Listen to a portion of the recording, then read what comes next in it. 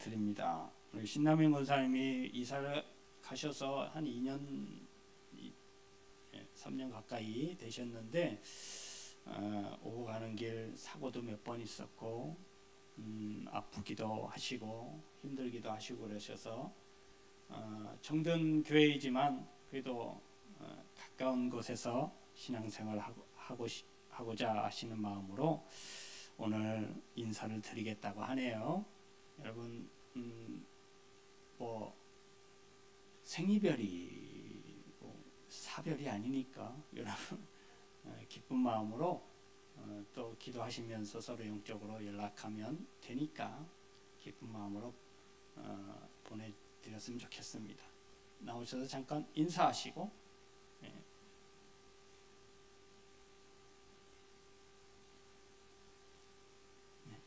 괜찮아요.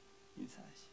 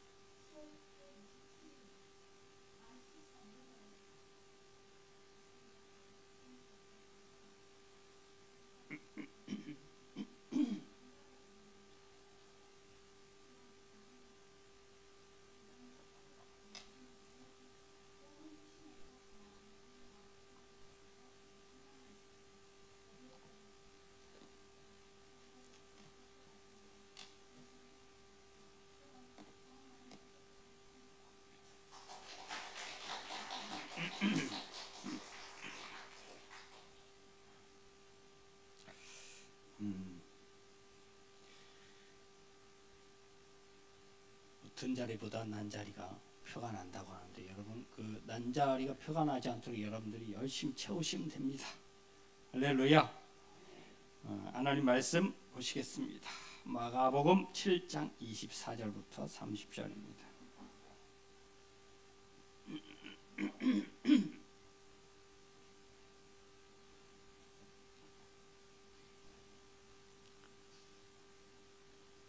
예수께서 일어나사 거기를 떠나 두로 지방으로 가서 한 집에 들어가 아무도 모르게 하시려 하나 숨길 수 없더라. 이에 더러운 귀신 들린 어린 딸을 둔 한 여자가 예수의 소문을 듣고 곧 와서 그 발 아래 엎드리니 그 여자는 헬라인이요 스로보니게 족속이라. 자기 딸에게서 귀신 쫓아내 주시기를 간구하거늘 예수께서 이르시되 자녀로 먼저 배불리 먹게 할지니 자녀의 떡을 취하여 개들에게 던짐이 마땅치 아니하니라. 여자가 대답하여 이르되 주여 올소이다마는 상 아래 개들도 아이들이 먹던 부스러기를 먹나이다. 예수께서 이르시되 이 말을 하였으니 돌아가라. 귀신이 네 딸에게서 나갔느니라 하시매 여자가 집에 돌아가 본즉 아이가 침상에 누웠고 귀신이 나갔더라. 아멘. 할렐루야.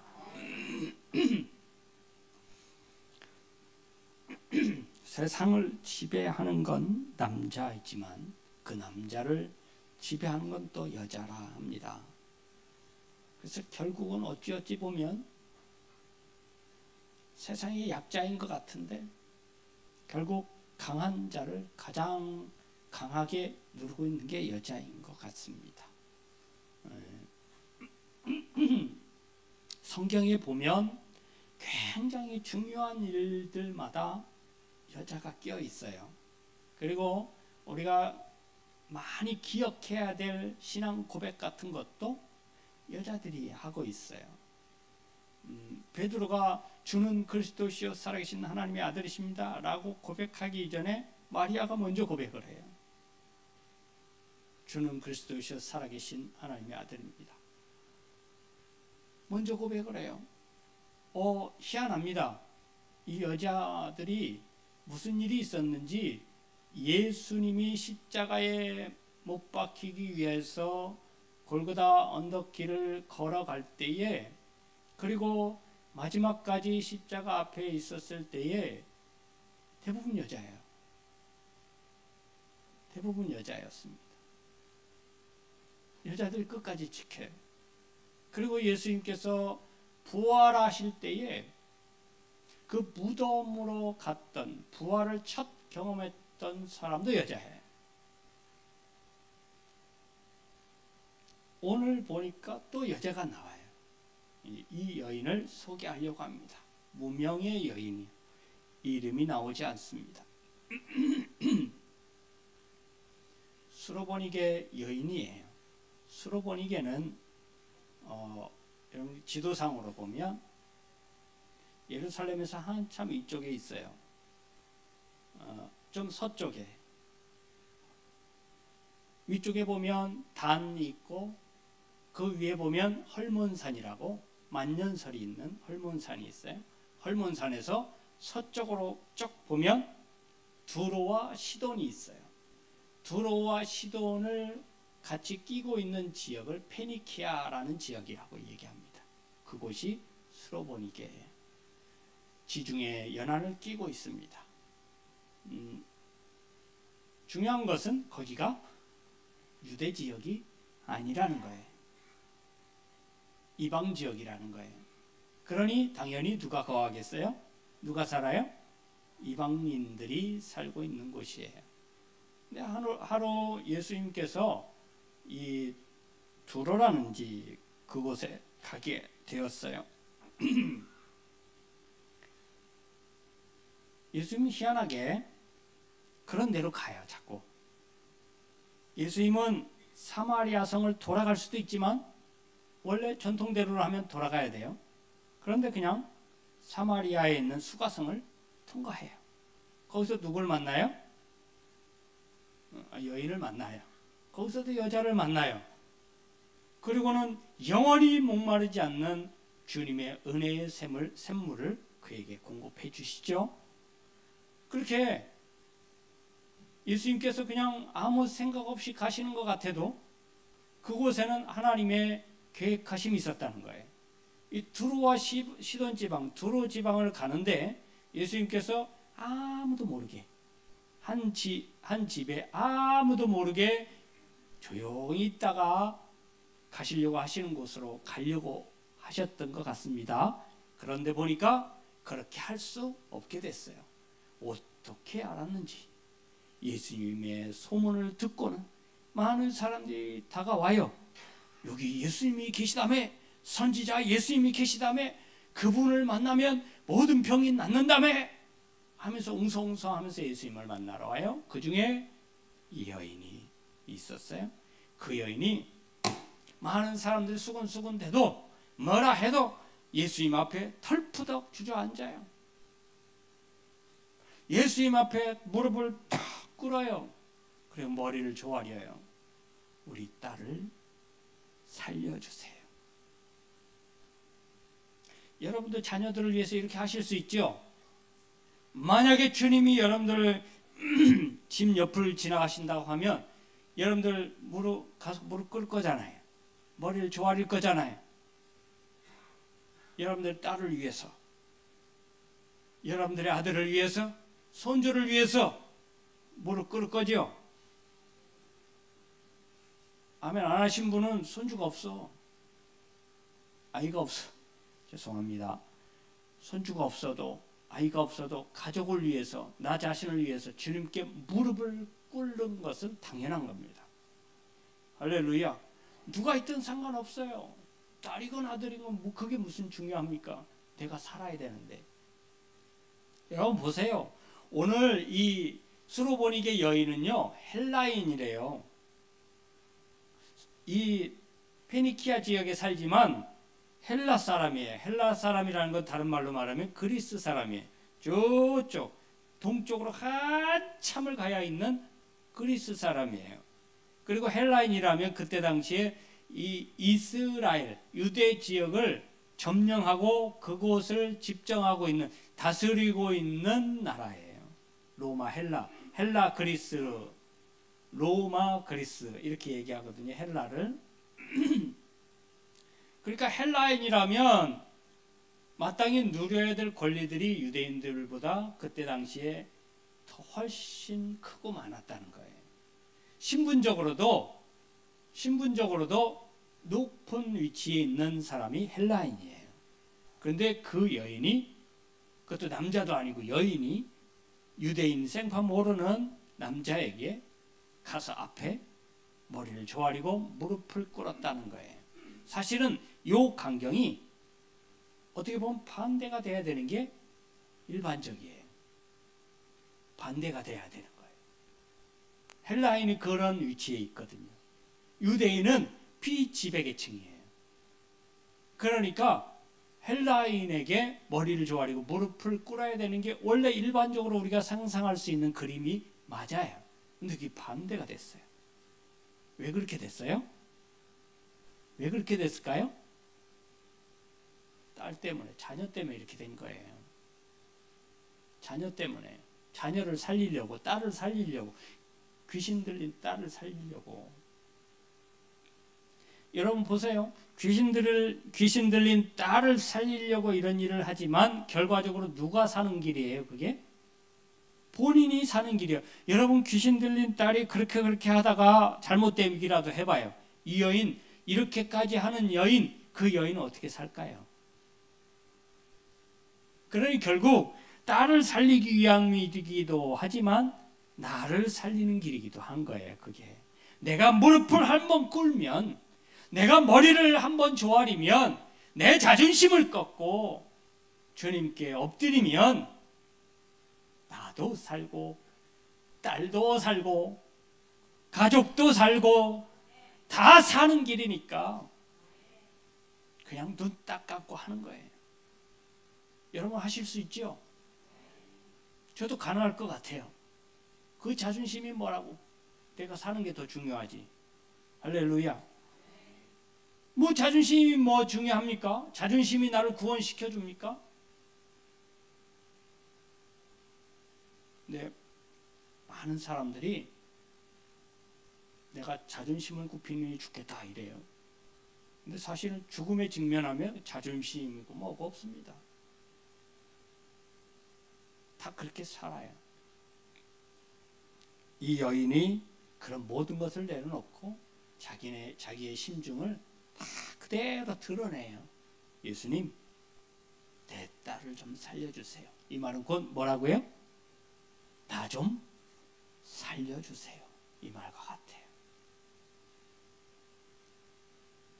여러분들이 애가 끓고, 우리나라 말로 애간장이 끓는다고 하죠. 정말 마음이 아프게 하는 대상이라면 그 사람이 잘 되면 나도 잘 되는 것 같고, 그 사람이 못 되면 나도 못 되는 것 같고, 그렇잖아요.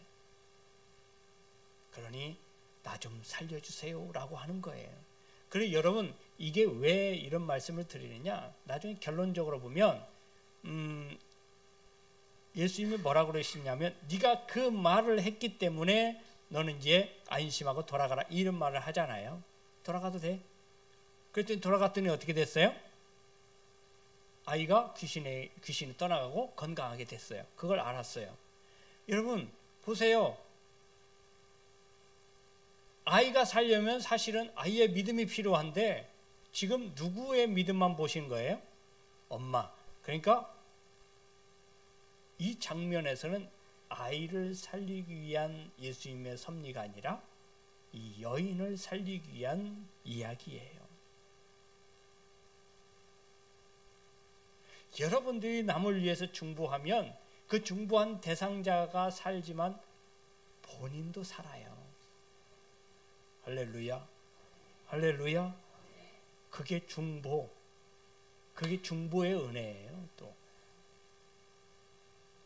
이 아이도 살았지만 이거 아이가 사니까 그 여인도 사는 거예요. 살아갈 희망이 생긴 거예요. 힘이 생기는 거예요. 그래서 살아갈 수 있어요.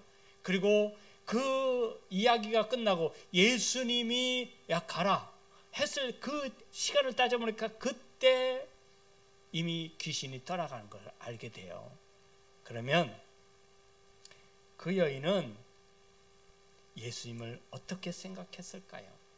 애초에 여러분 마태복음에 보면 똑같은 이야기가 나와요. 똑같은 이야기가 나오는데 조금 다른 내용도 나와요. 거기에 보면 다윗의 자손 예수여. 이 여인이 이미 예수님을, 다윗의 자손은 뭐냐면 유대인들이 바라는 메시아예요. 유대인들이 그렇게 오랫동안 바라고 원했던 메시아의 상이 다윗이에요. 그러니 다윗의 자손 예수여라고 말한 이 말은 이미 그를 뭘로 믿고 있었다? 뭘로 알고 있었다? 메시아로 이미 알고 있었다는 뜻이에요. 알고 있었지만 아직은 믿음의 단계는 아니에요. 그런데 그 딸 아이의 일을 통해서 그는 아마 예수를 영접하고 믿게 되었을 거예요. 할렐루야. 그 뒤에 보면 사도행전과 그 뒤에 나오면 그 내용을 보면 이 여인이 초대교회에 큰 역할을 감당하는 여인이 돼요. 여러분, 간단한 이야기 같아요. 오늘 말씀에 보면 중심이 되는 말씀이 빠졌죠. 지금 여태까지 설명드린 중에 뭐냐면, 예수님, 다윗의 자손 예수여, 내 딸아이를 좀 살려주세요. 내 딸이 귀신 들려서 지금 오늘 내일 합니다. 못된 귀신이 들렸네요. 그런데 예수님께서 대뜸 하시는 말이, 나는 좀 언어를 순화해서 말씀을 드릴게요. 나는 이방인을 위해서는 은혜를 베풀지 않을 거야. 나는 우리 동족, 선민, 유대인을 위해서 왔어. 내가 주는 은혜의 떡은 유대인들을 위한 거야. 그러니 유대인들을 위한 떡을, 내 자녀들을 위한 떡을 이방인인 나와 아무 상관이 없는 너에게 주지 않을 거야.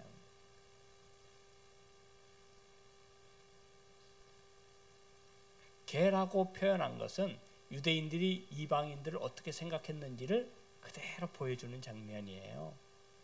어떻게 생각했다고요? 유대인들이 이방인을 어떻게 생각했다고요? 개처럼.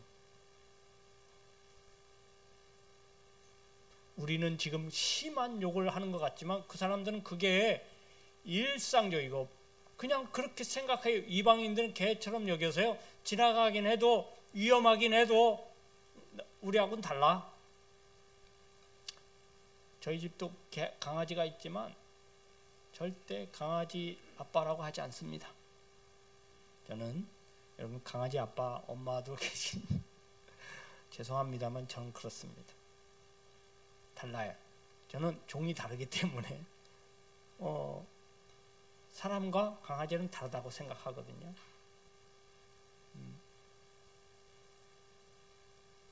여러분, 구원의 메시지가 강아지에게 필요할까요? 필요 없을까요?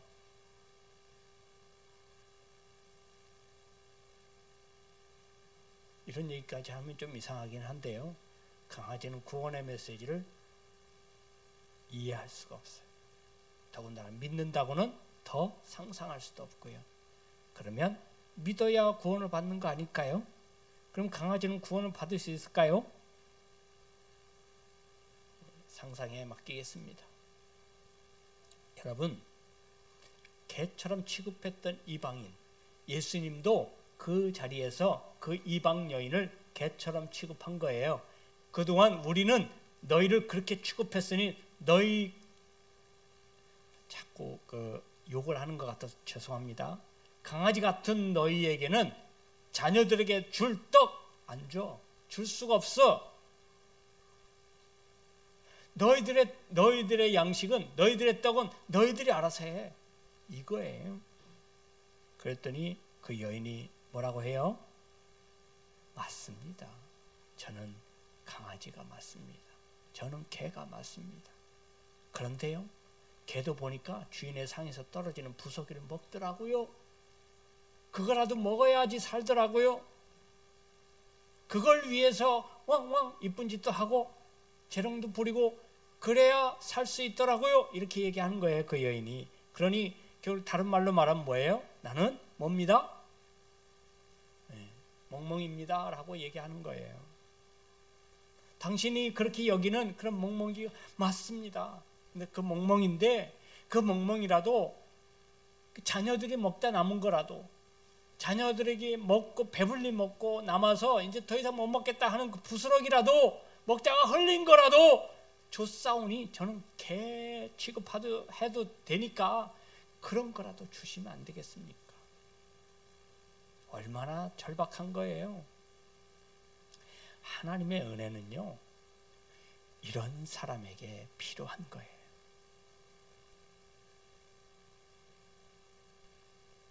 똑같은 빵이 있어요. 똑같은 빵이 있어도 이 빵을 누가 먹느냐에 따라서 이 빵의 가치가 달라져요. 맞지요? 조금 전에 밥을 배불리 먹은 사람에게는 이 빵이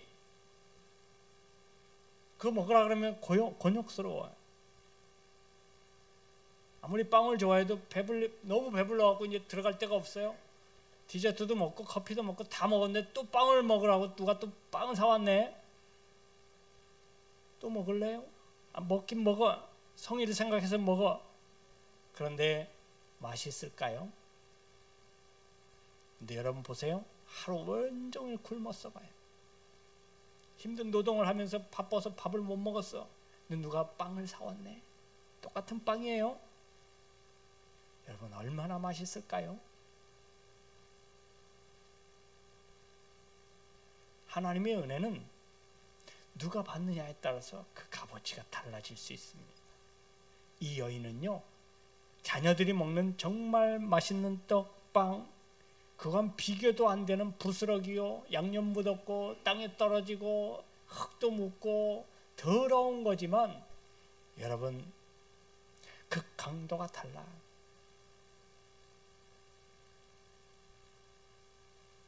개들은 원래 상에서 떨어지는 부스러기를 먹는 게 맞습니다. 맞지요? 그 부스러기라도 먹으면 감사하지요.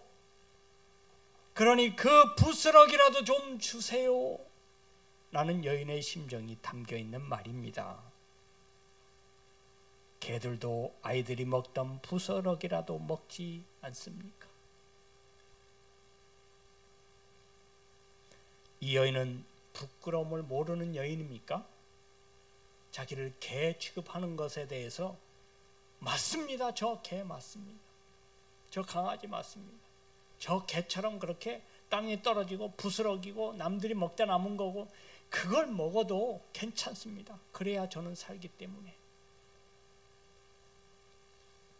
이스라엘 백성은 자기들을 구원하기 위해서 메시아가 올 거라고 믿었어요. 오실 메시아를 믿으며 하나님의 말씀을 지키려고 노력했습니다. 이를 위해 여러 형식과 규정이 생겼으며 전통이 생겨났어요.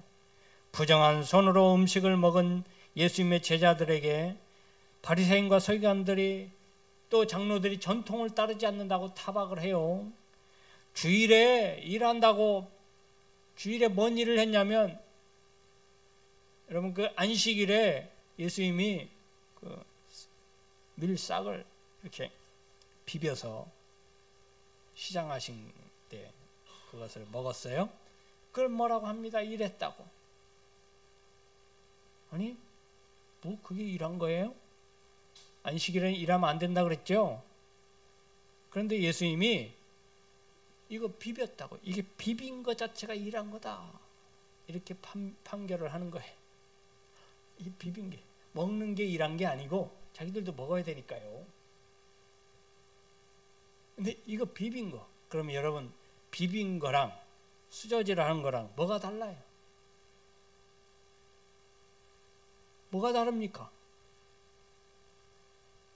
비빈 거랑 상 차리는 거랑 뭐가 달라요? 이 사람들은 그런데 자기들이 정한, 자기들에게 유리하게 정한 그것만 전통이고 그것만 법이라고, 그것을 지켜야만 구원을 받는다고, 그걸 지키는 사람이어야만 하나님의 진짜 자녀라고 그렇게 얘기를 해요. 유대인은 반드시 그걸 다 지켜야 된다고. 그걸 지키지 않으면 유대인으로서 정죄를 받아요. 심하게는 막 돌에 맞아요. 그 규범에 따라서 구원받고 구원을 받지 못하고 이렇게 결정하기도 자기들이 결정해버려요. 그 예수님이 오셔서 가장 비난한 것이 뭐예요? 바로 그거예요. 비빈 행위가 중요한 게 아니다라는 거예요.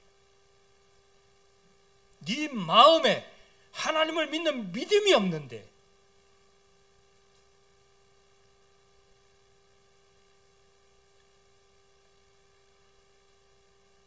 이스라엘 백성은 하나님을 향한 마음은 그리고 그 믿음은 비어있고 선민의식에 사로잡혀 그렇지 못한 이방인들을 부정했어요. 이방인에게는 구원이 없다고.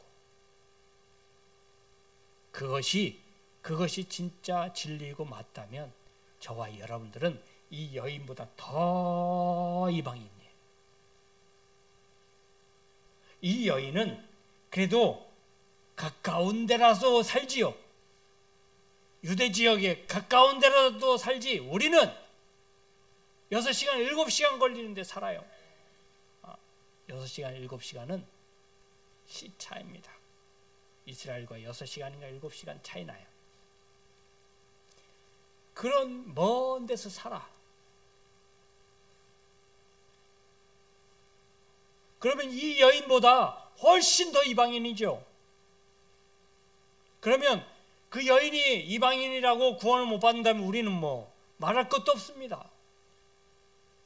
유대인들의 전통과 규례, 법도가 그것이 구원받는 도리라면 우리는 여기 있는 분들은 그냥 놀러 나온 거예요. 취미생활 하러 나온 거예요. 아무것도 아니게 돼버리는 거예요.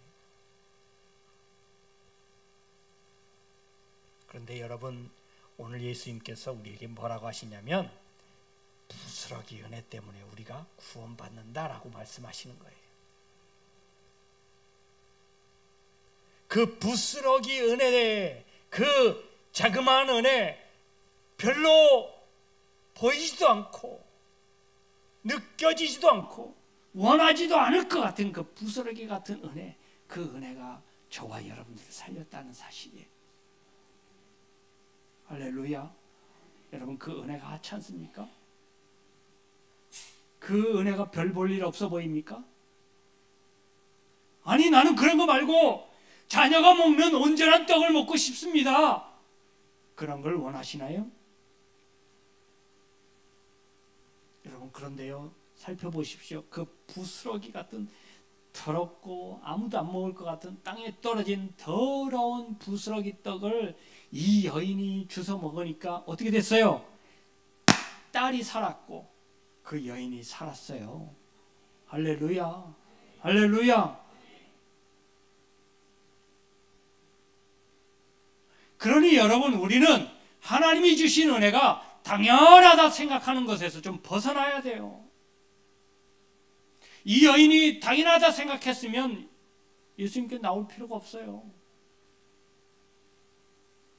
근데 자기는 예수님이 조그만 거라도, 눈곱만한 거라도 주시면 내가 살겠다, 내 아이가 살겠다 라는 심정을 가진 거예요.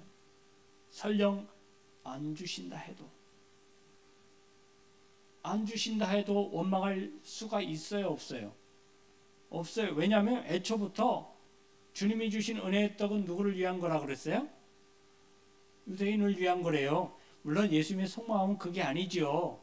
그렇지만 예수님이 그렇게 여인을 떠본 거예요. 그러니 그 여인은 그 말을 들으면, 아, 나는 자녀가 아니니까 안 주셔도 뭐 어떻게 할 수가 없구나, 이런 마음을 가질 수밖에 없다는 거죠.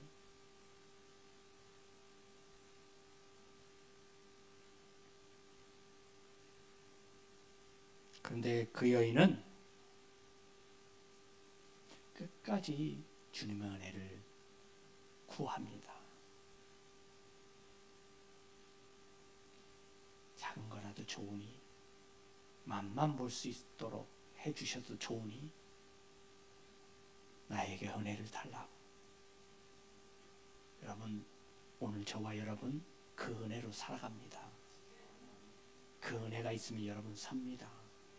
그 갈급한 심정으로 주시는 하나님의 그 부스러기 같은 은혜라도 그 은혜가 있으면 여러분들이 살고 여러분들의 가정이 살고 여러분들의 삶이 살아요. 우리 교회가 살아요. 그런 갈급한 마음을 가지고 있어야 그 은혜로 살 수 있음을 기억하실 수 있기를 바랍니다. 할렐루야. 여러분, 하나님의 은혜를 당연하다 생각하지 마세요. 하나님이 왜 나에게 은혜를 주시는 게 당연합니까? 자녀이니까요. 언제부터 우리가 자녀였습니까? 우리는 사실 자녀가 아니었어요. 그런데 자녀라고 하나님이 은혜를 베푸셨잖아요. 그건 부스러기 은혜와 같아요. 성경에도 하나님은 장자를 누구로 표현해요? 유대인, 이스라엘을 장자로 표현해요. 실제로 그래요. 하나님의 장자 백성은 이스라엘이 맞아요. 그럼 우리는 뭘까요? 부스러기 은혜라도 주시면 좋아해야 할 이방인에 불과한 거예요. 할렐루야. 이스라엘은 장자고 우리는 양자. 뭐라고요? 양자. 자녀와 같이, 아들과 딸같이 여겨주시는 것만 해도 얼마나 감사한지. 할렐루야. 얼마나 감사한지. 내가 양자로 들어갔는데 그 부모님이 그 원래 있던 아이들, 본래의 자녀들과 똑같이 여겨주시고 똑같은 상에서 똑같은 밥을 먹게 해주시는 게 얼마나 감사한지. 그러지 않아도, 그렇게 안 해도 되는데 부담스러울 정도로 잘해주셔요. 얼마나 감사해요. 나를 양자 삼아주신 것만 해도 감사한데, 하나님의 백성이라고, 하나님의 자녀라고 하시성을 부여받았는데, 여러분, 당연한 건 없어요. 하나님이 당연하게 주신 것 같지만 우리는 부스러기라도 주시니 감사합니다 라는 마음을 갖고 하나님의 은혜를 받을 수 있어야 돼요. 그래야 아무리 작은 거라도 귀하게 여기고 잘 사용할 수 있습니다. 귀하게 사용할 수 있어요. 할렐루야. 저와 여러분들은 자녀의 떡을 당연히 먹고 있는지, 아니면 부스러기라도 좋으니 내게 주옵소서 라는 간절함으로 은혜를 사모하는지 다시 한번 생각해 보아야 할 것입니다. 여러분, 자녀의 떡도 좋지만 부스러기라도 주신 하나님의 은혜를 감동하고 감격하고 충분히 받아 누릴 수 있는 여러분들 될 수 있기를 주님의 이름으로 축원합니다. 축원합니다. 기도합니다. 하나님, 우리의 마음에 하나님의 은혜를 간구하는 간절한 마음이 있게 하여 주옵소서. 이 수로보니게 여인처럼 부스러기 은혜라도 원하고 바라고 소원하는 그런 간절한 마음, 겸손한 마음 갖고 살아가도록 도와주시되, 우리의 일상에서 늘 주시는 하나님의 그 큰 은혜를 경험하면서도 감사하지 못하는 일이 없도록 늘 하나님 앞에 감사하고 감격하고 찬양하고 영광을 돌리는 삶 살게 하여 주옵소서.